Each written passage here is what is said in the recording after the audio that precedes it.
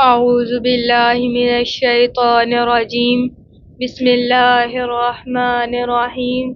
الحمد لله رب العالمين. الصلاة والسلام على أشرف الأنبياء والمرسلين سيدنا ونبينا وطبيب نفوسنا وحبيب قلوبنا وشفيع ذنوبنا ومقتدانا ومولانا أبي القاسم محمد.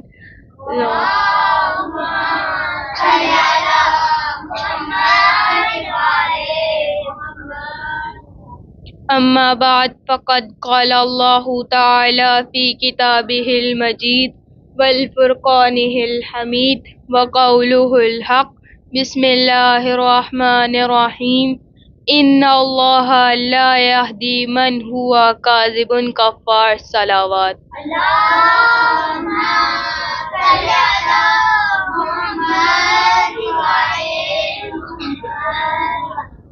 عزیزان محترم، صاحبان علم و دانش، موالیان علی و بطول و جانثاران اولاد رسول، عزاداران امام حسین اور میرے لیے قابل قدر و قابل احترام ساتھیوں، آج ہم جس اہم ترین موضوع پر گفتگو کریں گے وہ موضوع جھوٹ ہے۔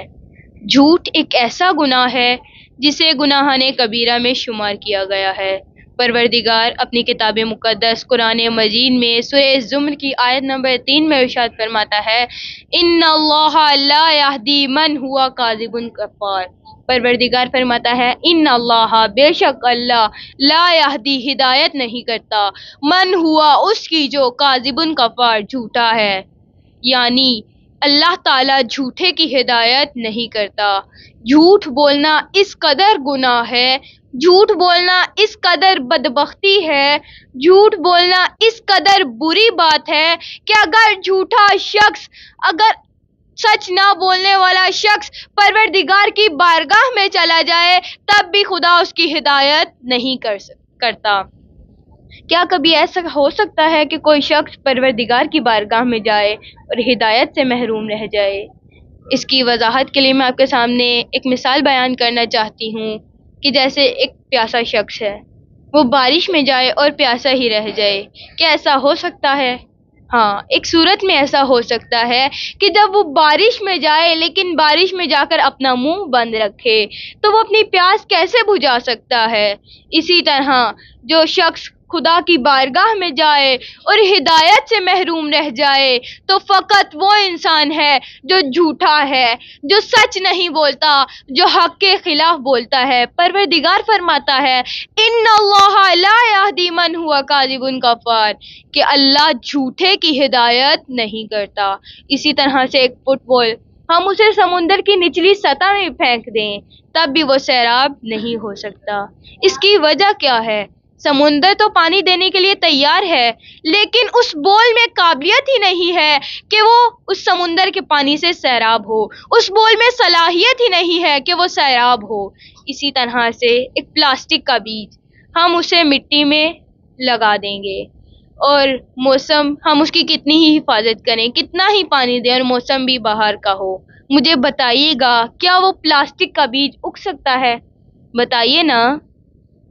تو جس طرح وہ پلاسٹک کا بیج مٹی میں نہیں اگ سکتا، اگر ہم اس بیج کو جنت الفردوس میں بھی لگا دیں گے تب بھی وہ پروان نہیں چڑھ سکتا۔ کیوں؟ اس کی وجہ کیا ہے؟ پانی میں کمی نہیں ہے، زمین میں کمی نہیں ہے، موسم میں کمی نہیں ہے، بلکہ اس کی وجہ یہ ہے کہ اس بیج کے اندر صلاحیت ہی نہیں ہے، اس بیج کے اندر قابلیت ہی نہیں ہے کہ وہ پروان چڑھے۔ اسی طرح اگر کوئی شخص نبی کے گھر بیا کر آ جائے یا نبی کی کوئی محفلوں میں آئے تب بھی وہ ہدایت نہیں پا سکتا، اگر جیسے حضرت نوح علیہ السلام کی بیوی یا حضرت لوط علیہ السلام کی بیوی اگرچہ نبی کے گھر بیا کر آئی تھی لیکن ہدایت نہیں پا سکیں کیونکہ ان کے اندر صلاحیت ہی نہیں ہے، ان کے اندر قابلیت ہی نہیں تھی۔ اسی طرح حضرت نوح علیہ السلام کا بیٹا اگرچہ نبی کے گھر میں پیدا ہوا تھا لیکن ہدایت نہیں پا سکا۔ کیوں؟ اس کی وجہ کیا ہے؟ اس کی وجہ یہ ہے کہ اس کے اندر قابلیت ہی نہیں تھی، اس کے اندر صلاحیت ہی نہیں تھی کہ وہ ہدایت کو حاصل کر سکیں۔ اس کا مطلب یہ ہوا کہ اللہ کے کرم کے ساتھ، اللہ کی رحمت کے ساتھ، اللہ کے فضل کے ساتھ جس چیز کا ہونا ضروری ہے وہ انسان کے اندر قابلیت کا ہونا ضروری ہے، انسان کے اندر صلاحیت کا ہونا بہت ضروری ہے۔ ہم تو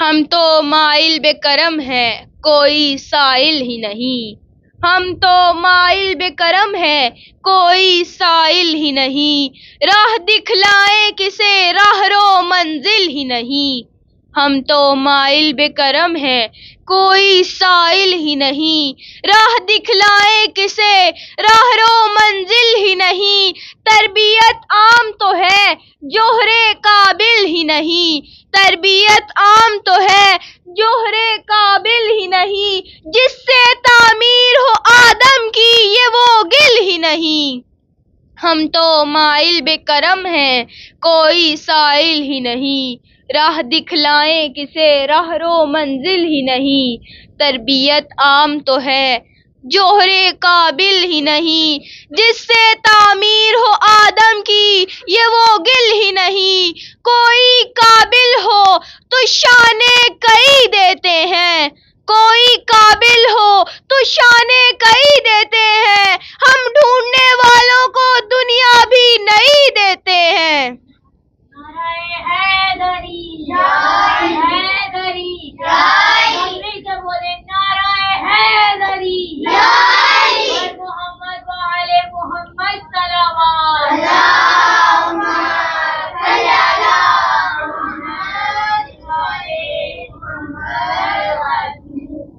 پروردگار سورہ زمر میں فرماتا ہے کہ اللہ جھوٹے کی ہدایت نہیں کرتا۔ اسی طرح پروردگار سورہ نحل جو کہ قرآن مجید کا 16واں سورہ ہے، اس کی آیت نمبر 105 میں ارشاد فرماتا ہے انما یفتر الکذب الذین لا یؤمنون بآیات اللہ واولئک هم الکاذبون۔ پروردگار فرماتا ہے انما یفتر الکذب، بے شک جو لوگ گھڑتے ہیں جھوٹ کو، الذین یہ وہ لوگ ہیں، لا یؤمنون جو ایمان نہیں لاتے، بآیات اللہ اللہ کی آیات پر، واولئک هم الکاذبون اور یہی وہ لوگ ہیں جو جھوٹے ہیں۔ پروردگار فرماتا ہے کہ جو لوگ جھوٹ کو گڑتے ہیں یہ اللہ کی آیات پر ایمان نہیں لاتے اور یہی وہ لوگ ہیں جو جھوٹے ہیں، یعنی جھوٹے کو اللہ پر ایمان نہیں ہوتا، جھوٹے کو رسول پر ایمان نہیں ہوتا، جھوٹے کو آئمہ معصومین علیہ السلام پر ایمان نہیں ہوتا اور جھوٹے کو قیامت پر ایمان نہیں ہوتا۔ درود پڑھیں محمد والے محمد پر۔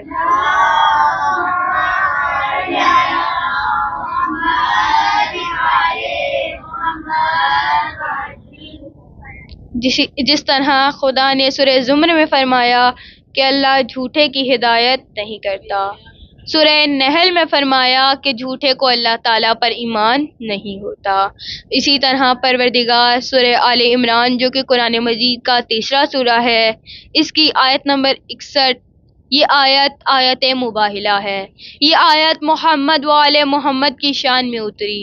یہ اس وقت کی بات ہے جب عیسائیت نے علم و دلیل کا انکار کیا اور مباہلے کا چیلنج قبول کیا تو خالق نے فرمایا فَمَنْ حَاجَّكَ فِيهِ مِنْ بَعْدِ مَا جَاءَكَ مِنَ الْعِلْمِ فَقُلْ تَعَالَوْا نَدْعُ أَبْنَاءَنَا وَأَبْنَاءَكُمْ وَنِسَاءَنَا وَنِسَاءَكُمْ وَأَنفُسَنَا وَأَنفُسَكُمْ ثُمَّ نَبْتَهِلْ فَنَجْعَلْ لَعْنَةَ اللَّهِ عَلَى الْكَاذِبِينَ۔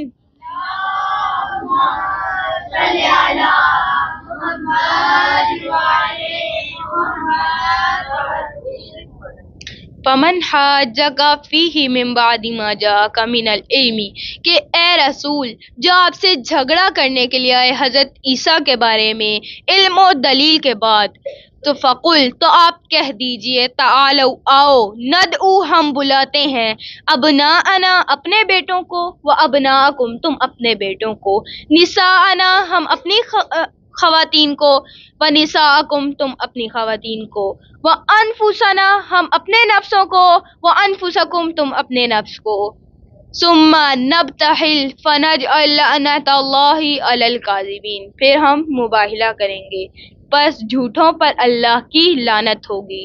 یہاں پر میں ایک بات واضح کرتی چلوں کہ ابناءنا جمع کا صیغہ ہے، اس میں بہت وسعت پائی جاتی ہے۔ نساءنا جمع کا صیغہ ہے، اس میں بھی بہت وسعت پائی جاتی ہے۔ انفسنا اس میں بھی بہت وسعت پائی جاتی ہے، لیکن تاریخ گواہی دیتی ہے کہ بھرے مدینے میں رسول اللہ نے ابناءنا کی جگہ جس کو چنا وہ امام حسن و حسین کی ذات مبارک ہے۔ حسینیت زندہ باد، حسینیت زندہ باد، حسینیت مردہ باد، اہل بیت کے دشمنوں پہ لعنت بے شمار، لعنت بے شمار، آوازیں بلند کر صلوات، اللہم صلی علی محمد وعلی محمد۔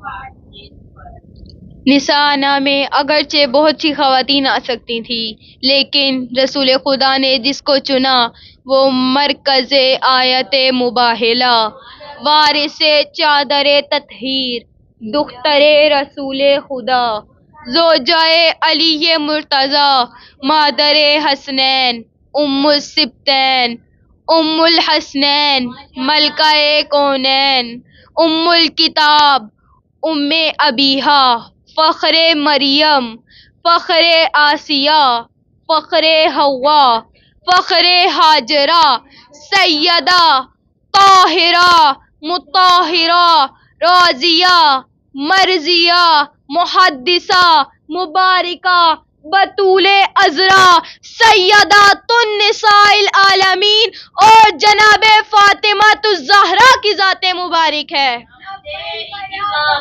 یا زہرا تیری شفا ہے، یا زہرا تجھ پہ قربان ہے، یا زہرا تجھ پہ قربان ہے، یا زہرا تیرا مقصد بی بی، یا زہرا تیرا مقصد بی بی، یا زہرا بستی کی بقا ہے، یا زہرا بستی کی بقا ہے، یا زہرا آگے ہی بڑھیں گے، یا زہرا پیچھے نہ ہٹیں گے، یا زہرا نعرہ حیدری، یا علی حیدری، یا علی جناب سیدہ باوز سر صلوات، اللہم صلی علی محمد وعلی محمد۔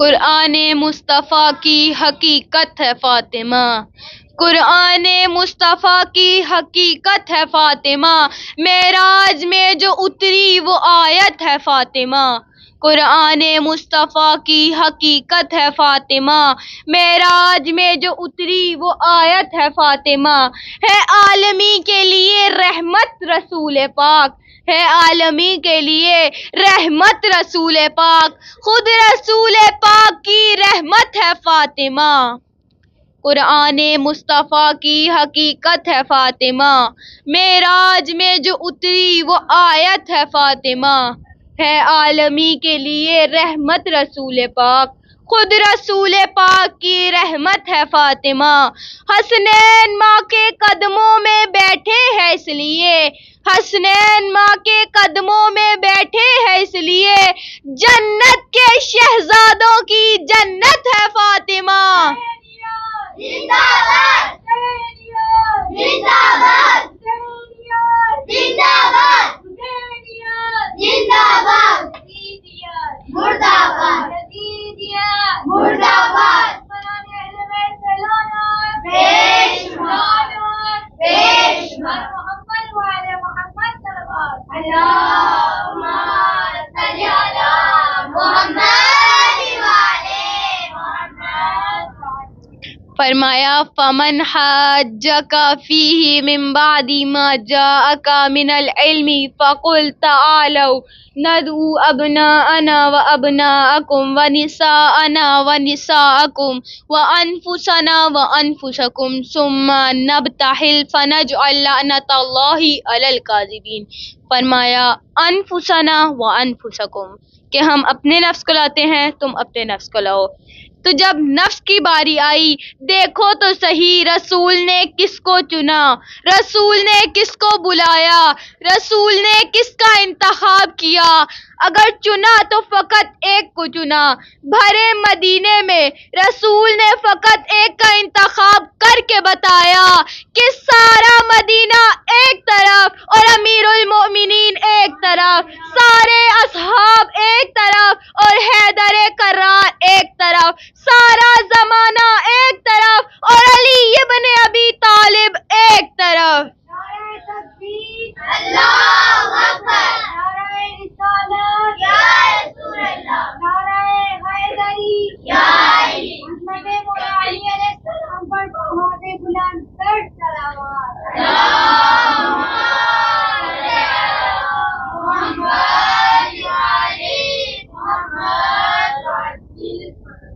اگر علی بھی اصحاب کی طرح ہوتے تو اصحاب کی صف میں کھڑے ہوتے.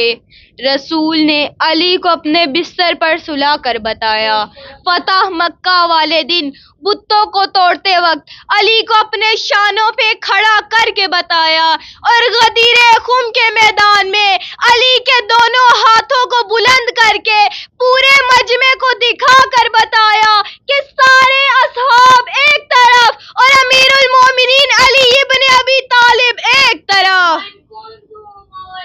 علی علی مولا علی علی، میرے نبی نے بولا علی علی، میرے نبی نے بولا علی علی. ہم سب کا رہبر علی علی، ہم سب کا لیڈر علی علی، کعبے کا کعبہ علی علی، مولود کعبہ علی علی، کعبے کا گوہر علی علی، زہرا کا شوہر علی علی، کعبے کی عظمت علی علی، کعبے کی زینت علی علی، کعبے کا کعبہ علی علی، کعبے میں ولادت علی علی، کعبے میں ولادت علی علی، مسجد میں شہادت علی علی، زینب کا بابا علی علی، عباس کا بابا علی علی، ہم سب کا رہبر علی علی، ہم سب کا لیڈر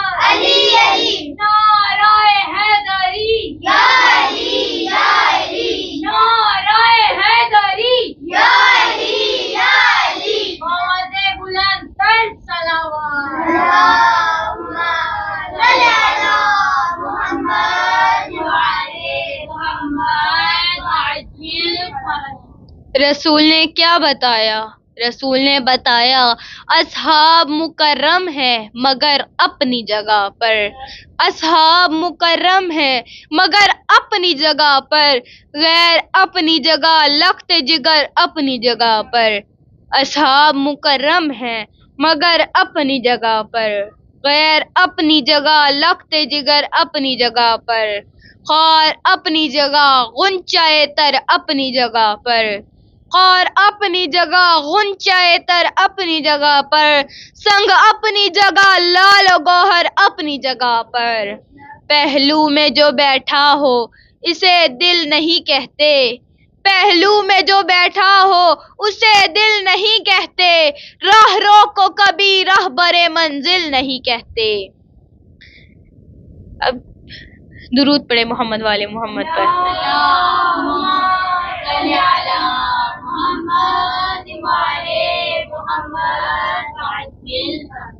مسجد میں ہے علی تو منبر پہ ہے علی، مسجد میں ہے علی تو منبر پہ ہے علی، کعبہ گواہ ہے دوش پیمبر پہ ہے علی. مسجد میں ہے علی تو منبر پہ ہے علی، کعبہ گواہ ہے دوش پیمبر پہ ہے علی. ہجرت کی شب رسول کے بستر پہ ہے علی، ہجرت کی شب رسول کے بستر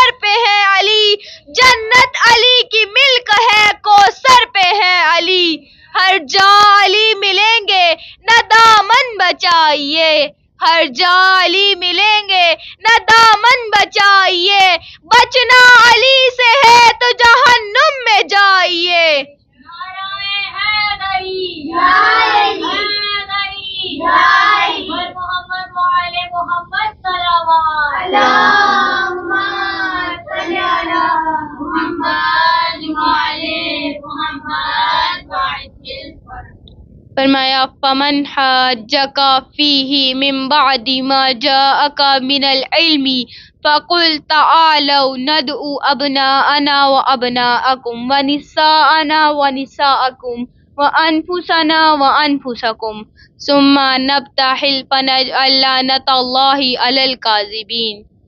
فرمایا ثم نبتہل فنجعل لعنۃ اللہ علی الکاذبین، کہ ہم مباہلہ کریں گے پس جھوٹوں پر اللہ کی لعنت ہوگی.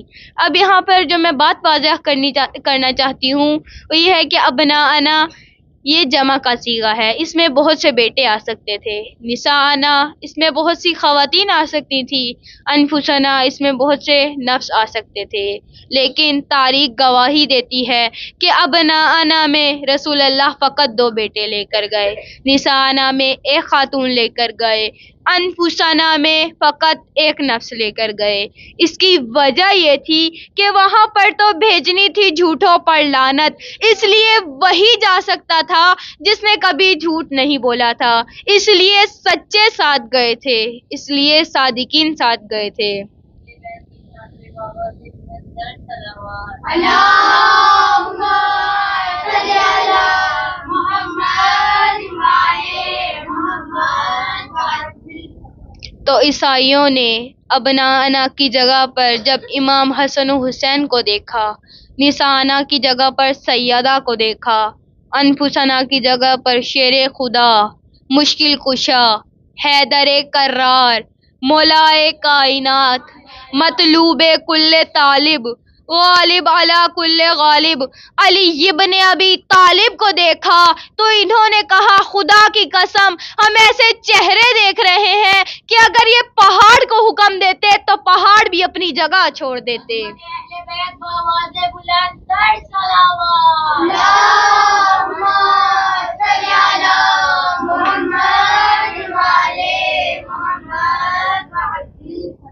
تو عیسائیت نے ہار کو قبول کیا لیکن لعنت کو قبول نہیں کیا. انہوں نے پیچھے ہٹ کر آیت مباہلہ کو کینسل کر دیا. اب طریقہ کار تو یہ تھا کہ جب مباہلہ کینسل ہوا تو آیت مباہلہ بھی کینسل ہو جاتی، لیکن اب طریقہ کار تو یہ تھا نا کہ جب مباہلہ کینسل ہوا تو آیت مباہلہ بھی کینسل ہو جاتی، لیکن خدا نے آیت مباہلہ کو کینسل نہیں کیا. عیسائیت نے یہ طے کیا ہم پیچھے ہٹنا تو قبول کریں گے لیکن مولا علی کے مقابلے میں آنا قبول نہیں کریں گے. ہم پیچھے ہٹنا تو قبول کریں گے لیکن رسول اللہ کے مقابلے میں آنا قبول نہیں کریں گے. ہم پیچھے ہٹنا تو قبول کریں گے لیکن جناب سیدہ کے مقابلے میں آنا قبول نہیں کریں گے. ہم پیچھے ہٹنا تو قبول کریں گے امام حسن کے مقابلے میں آنا قبول نہیں کریں گے. ہم پیچھے ہٹنا تو قبول کریں گے امام حسین کے مقابلے میں آنا قبول نہیں کریں گے. تو انہوں نے مباہلے کو کینسل کر دیا، لیکن خدا نے مباہلے کو کینسل نہیں کیا. خدا نے آیت مباہلہ کو کینسل نہیں کیا. اس کی وجہ یہ ہے کہ خدا نے قیامت تک آیت مباہلہ کو قرآن کے سینے میں رکھ کر امت مسلمہ کو یہ پیغام دیا کہ قیامت تک جو بھی رسول کے مقابلے میں آئے گا وہ جھوٹا ہے، جو مولا علی کے مقابلے میں آئے گا وہ جھوٹا ہے، جو جناب سیدہ کے مقابلے میں آئے گا وہ جھوٹا ہے، جو امام حسن کے مقابلے میں آئے گا وہ جھوٹا ہے، اور جو بھی امام حسین کے مقابلے میں آئے گا وہ بھی جھوٹا ہے.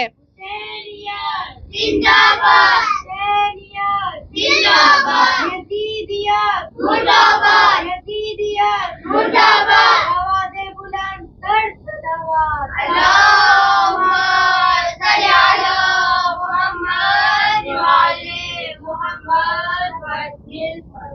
راوی بھی میرا اور روایت بھی میری ہے، راوی بھی میرا اور روایت بھی میری ہے، زہرا ہے میرا نام شریعت بھی میری ہے.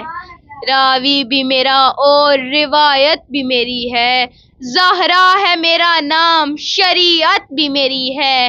بیٹی ہوں نبی کی نبوت بھی میری ہے، بیٹی ہوں نبی کی نبوت بھی میری ہے، زوجہ ہوں میں حیدر کی امامت بھی میری ہے. ارے ناداں تھے بہت باغے فدق چھیننے والے، ارے ناداں تھے بہت باغے فدق چھیننے والے، بیٹے میرے حسنین ہے جنت بھی میری ہے۔ محمد وآل محمد صلوات اللہم صلی علی محمد وآل محمد۔ تو اللہ تعالیٰ نے سورہ زمر میں فرمایا کہ اللہ جھوٹے کی ہدایت نہیں کرتا، سورہ نحل میں فرمایا کہ جھوٹے کو اللہ پر ایمان نہیں ہوتا، سورہ آل عمران میں فرمایا کہ جھوٹے پر اللہ کی لعنت ہوتی ہے۔ یہاں تک میں نے آپ کے سامنے قرآن کی روشنی میں جھوٹ کی وضاحت کی ہے، اب میں آپ کے سامنے احادیث کی روشنی میں جھوٹ کی قباحت بیان کروں گی، جھوٹ کے نقصانات بیان کروں گی۔ درود پڑھیے محمد والے محمد پر۔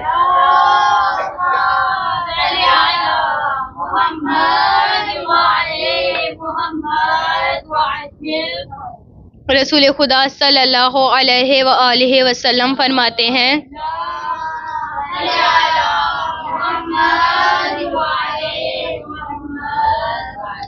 کہ جھوٹ نفاق کی علامت ہے۔ جھوٹ منافق کی 3 علامتیں ہوتی ہیں: جھوٹ بولنا، خیانت کرنا اور وعدہ خلافی کرنا، یہ منافق کی علامتیں ہیں۔ رسول اللہ فرماتے ہیں کہ جھوٹ ہلاکت کا سبب ہے۔ رسول اللہ فرماتے ہیں کہ جھوٹ ہلاکت کا سبب ہے، جھوٹ اپنے بولنے والے کو ہلاک کر دیتا ہے۔ رسول خدا کے پاس ایک شخص آیا اور آ کر کہا، یا رسول اللہ وہ کون سا عمل ہے جو انسان کو جہنم میں لے جاتا ہے؟ تو رسول اللہ نے فرمایا کہ جھوٹ گناہ کا سبب ہے، گناہ کفر کا سبب ہے اور کفر انسان کو جہنم میں لے جاتا ہے۔ رسول خدا فرماتے ہیں کہ جھوٹ انسان سے انسانی صورت چھین لیتا ہے۔ رسول اللہ نے جناب زہرا سے فرمایا کہ میں نے معراج پر ایک ایسی عورت کو دیکھا جس کا جسم خچر کا تھا اور اس کا منہ سور کا تھا، اور اس کے عذاب کا سبب اس کا جھوٹ بولنا تھا۔ محمد وآل محمد صلوات اللہم صلی علی محمد وآل محمد۔ رسول خدا فرماتے ہیں کہ جھوٹوں کے لیے مخصوص عذاب ہے۔ رسول خدا جب معراج پر گئے تو وہاں پر رسول خدا فرماتے ہیں کہ میں نے ایک ایسے شخص کو دیکھا کہ جو الٹا لیٹا ہوا تھا اور اس کے سرہانے ایک فرشتہ مقرر تھا جس کے ہاتھ میں لوہے کا عصا تھا۔ وہ فرشتہ اس شخص کے منہ پر عصا مارتا جس سے اس شخص کا منہ ٹکڑے ٹکڑے ہو جاتا۔ وہ فرشتہ دوسری طرف آتا، اتنی دیر میں خدا اس شخص کے چہرے کو دوبارہ ٹھیک کر دیتا، وہ فرشتہ اس کے ساتھ وہی عمل دوبارہ دہراتا۔ تو رسول خدا فرماتے ہیں کہ میں نے اس کے عذاب کا سبب پوچھا تو مجھے بتایا گیا کہ یہ شخص صبح ہوتے ہی ایسا جھوٹ بولتا تھا کہ جس سے پوری دنیا کو نقصان پہنچتا تھا، اور اب قیامت تک اس کو یہی عذاب ملتا رہے گا۔ مولا علی علیہ السلام فرماتے ہیں کہ جھوٹے کی دوستی سے بچو، کیونکہ جب جھوٹا شخص کسی بات پر مشورہ دیتا ہے تو کوئی بھی اس کی بات پر یقین نہیں کرتا۔ مولا علی علیہ السلام فرماتے ہیں کہ جھوٹا ایمان کا لقمہ نہیں چکھ سکتا، جھوٹا ایمان کا لقمہ تب تک نہیں چکھ سکتا جب تک وہ ہر قسم کے جھوٹ کو ترک نہ کر دے، جب تک وہ ہر قسم کا جھوٹ چھوڑ نہ دے۔ امام محمد باقر علیہ السلام فرماتے ہیں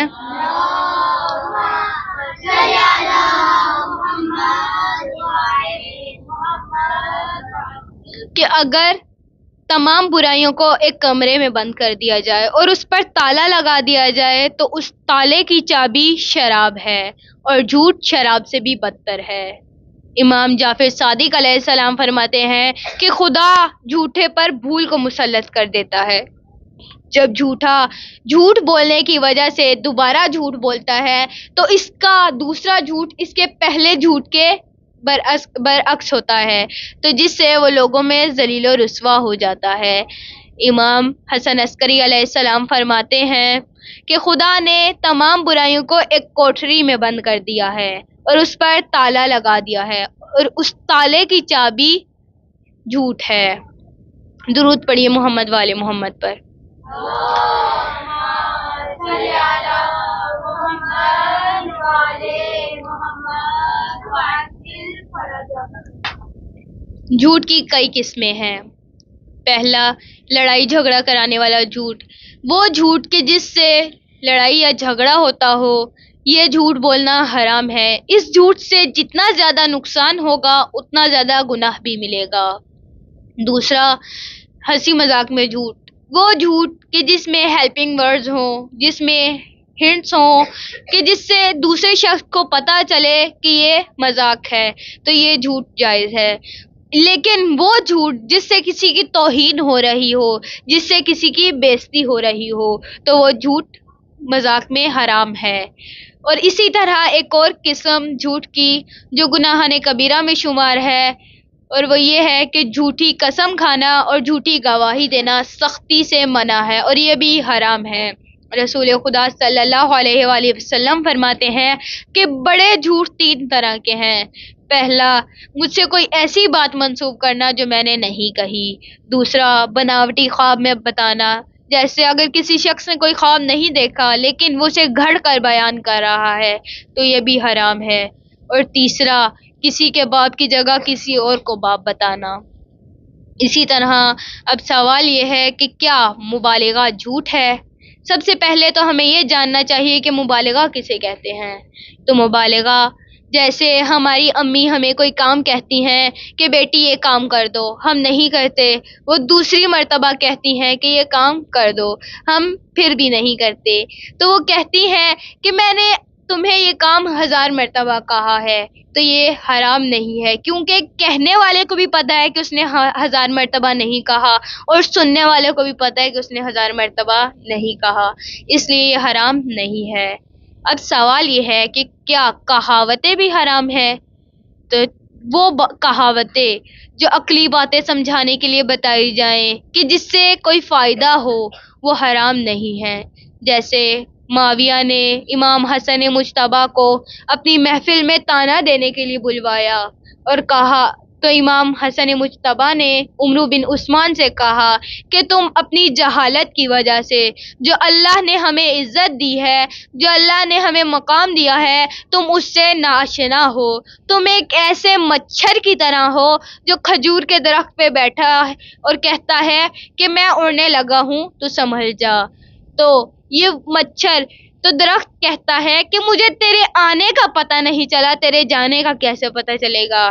یعنی امام فرمانا یہ چاہتے ہیں کہ تم ہمیں جتنا مرضی برا بلا کہہ لو، تم ہمیں جو برا بلا کہتے ہو اس سے ہماری شان میں کوئی فرق نہیں آئے گا، اس سے ہماری عظمت میں کوئی فرق نہیں آئے گا. درود. اللهم صل على محمد وعلى محمد. بس عزادارو، آپ کی زحمتوں کا تمام کرتے ہوئے مصائب کے چند جملے عرض کرتی چلوں. عزت بھی بڑی تھی تو مصیبت بھی بڑی تھی. عشر عاشور جب جناب عباس کے بازو کٹ گئے، جب اونو محمد کے گلے کٹ گئے، جب قاسم کا لاشا گھوڑوں کی ٹاپوں میں پامال ہو گیا، جب ننھے علی اصغر کے خشک گلے پر تیر لگ چکا، جب فاطمہ زہرا کی لال کی خشک رگوں پر کن خنجر چل چکا، تو 11 محرم آ گئی. 11 محرم سے جناب زینب کا امتحان شروع ہو گیا. 11 محرم کو جب جناب زینب بھائی کی لاش پر پہنچی تو بھائی کے لاشے کو بے گور و کفن دیکھا، اپنے بھائی کے لاشے کو گھوڑوں کی ٹاپوں میں پامال دیکھا، سر تن سے جدا دیکھا، بھائی کا وہ لاشا دیکھا جو کوئی بہن برداشت نہیں کر سکتی. خدا آپ کے بھائیوں کو سلامت رکھے. لیکن جو منظر جناب زینب نے دیکھا وہ منظر کوئی بہن برداشت نہیں کر سکتی. جب جناب زینب نے بھائی کی لاش کو اس طرح دیکھا تو اپنے آپ کو گھوڑے کی زین سے زمین پر گرایا، اور گھوڑے کی زمین سے زین پر اس طرح گرایا جیسے عصر عاشور حضرت عباس زین سے زمین پر گرے تھے. جب پھر جناب زینب نے گرنے کے بعد بھائی کی لاش کا طواف شروع کیا۔ آپ کے ذہنوں میں یہ بات آ رہی ہوگی کہ جناب عباس کے بازو نہیں تھے لیکن جناب زینب کے تو بازو تھے۔ ہاں عزاداروں، جناب زینب کے بازو تو تھے مگر ہاتھ پسے گردن رسن میں بندھے ہوئے تھے، اس لیے اپنے آپ کو گھوڑی کی زین سے زمین پر اس طرح گرایا جیسے حضرت عباس گرے تھے۔ جناب زینب نے گرنے کے بعد بھائی کی لاش کا طواف شروع کیا اور فرمایا انت اخی الحسین، کیا میرا بھائی حسین تو ہی ہے؟ کیا جسے ماں نے چکیاں پیس کر پالا تھا وہ حسین تو ہی ہے؟ کیا جس کے لیے جنت سے لباس آیا تھا وہ حسین تو ہی ہے؟ کیا جس کے لیے جبرائیل نے جھولا جھلایا تھا وہ حسین تو ہی ہے؟ تاریخ کہتی ہے جناب زینب نے بندھے ہوئے ہاتھوں سے بھائی کی لاش کو اٹھایا۔ جب بھائی کے بدن پہ کوئی اعضا سالم نظر نہ آیا تو خشک اور کٹی ہوئی رگوں پہ بوسہ دیا اور ایک نوحہ بلند کیا، تنادی سیدہ زینب بصوت حزین وقلب کئیب۔ عزادارو جانتے ہیں جناب زینب نے نوحہ کیسے پڑھا؟ بصوت حزین، کپ کپاتی ہوئی آواز سے، وقلب کئیب، ٹوٹے ہوئے دل سے اور روتی ہوئی آنکھوں سے۔ عزاداروں، آپ نے خطیبوں کے مصائب تو سنے ہوں گے، آپ نے شاعروں کے نوحے تو سنے ہوں گے، لیکن اس دکھیا بہن کے مصائب سنے۔ ایک مرتبہ رخ کیا مدینے کی طرف، نانا کے روضے کی طرف، اور فرمایا وا محمد صلی علیک ملائکۃ السماء ھذا حسین بالعریٰ مرمل بالدماء مقطع الاعضاء وبناتک صبایا۔ فرمایا وا محمد صلی علیک ملائکۃ السماء، نانا پر تو ملائکہ درود بھیجتے ہیں۔ نانا کیا آپ جانتے ہیں کہ آپ کے جانے کے بعد آپ کے بیٹے پر کیا ظلم ڈھائے گئے؟ کیا آپ جانتے ہیں کہ آپ کے جانے کے بعد آپ کی بیٹیوں پر کیا مصیبتیں ڈھائی گئی؟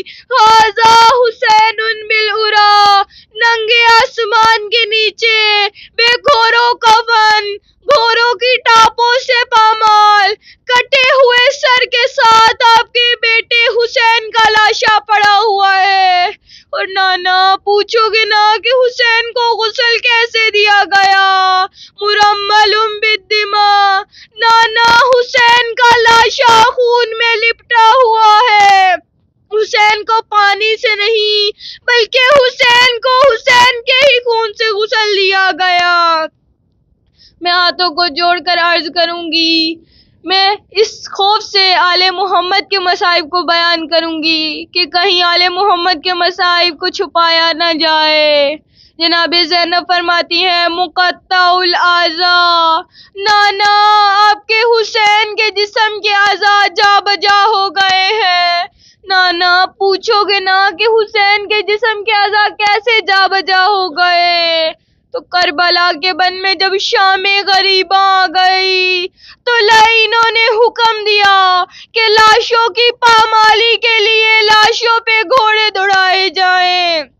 ہر قبیلے والا آتا، اپنے عزیز کے لاشے کو لے جاتا اور کہتا کہ ہم اپنے عزیز کے لاشے پہ گھوڑے نہیں دوڑانے دیں گے۔ جناب حر کے قبیلے والے آئے اور حر کا لاشا لے گئے۔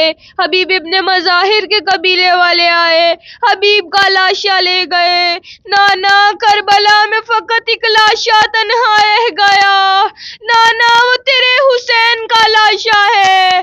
نانا تیرے حسین کے لاشے کی پامالی کے لیے 10 گھوڑے معین کیے، 5 گھوڑے مشرق کی جانب کھڑے کیے اور 5 گھوڑے مغرب کی جانب کھڑے کیے۔ مشرق کے گھوڑوں کو مغرب کی طرف اور مغرب کے گھوڑوں کو مشرق کی طرف دوڑایا گیا اور درمیان میں فقط لاشا حسین پڑا رہا۔ وہ لعین کہ جس نے امام حسین کے لاشے پہ گھوڑے دوڑائے، آ کر عمر سعد سے کہنے لگا، اے عمر سعد مجھے سب سے بڑا انعام دینا۔ اس لعین نے کہا، تو نے کیا کام کیا؟ کہا، میں نے لاشائے حسین پہ اتنے گھوڑے دوڑائے کہ حسین کے بدن میں کوئی اعضاء سالم نہ رہا، جس کی وجہ سے جناب زینب کو کہنا پڑا مقطع الاعضاء، نانا آپ کے حسین کے جسم کے اعضاء جا بجا ہو گئے ہیں۔ اور ایک آخری جملہ جو جناب زینب نے عرض کیا، فرمایا وَبَنَاتُكَ سَبَايَا، نانا آپ کی بیٹیوں کو قیدی بنایا گیا، ہاتھوں میں رسن باندھے گئے، کبھی کوفے کے بازار میں لے جایا جاتا، کبھی شام کے بازار میں لے جایا جاتا، کبھی کوفیوں کے دربار میں لے جایا جاتا۔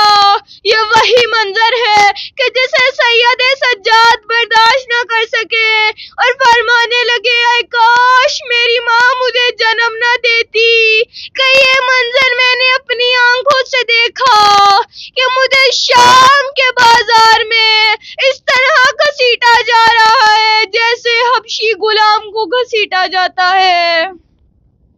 الا لعنت اللہ علی القوم الظالمین۔ پروردگار سے دعا ہے، پروردگارہ بنت محمد کا واسطہ، زہرا کی بیٹیوں کے کھلے سر کا واسطہ، اور جو کربلا میں لٹ گیا اس گھر کا واسطہ، پروردگار جو بے اولاد ہیں انہیں جناب اصغر کے صدقے میں نیک اولاد عطا فرما، جو بیمار ہیں انہیں بیماری کربلا کے صدقے میں شفاء کاملہ و عاجلہ عطا فرما، جو بے گھر ہیں انہیں مولا علی کی جاگیر کے صدقے میں گھر عطا فرما۔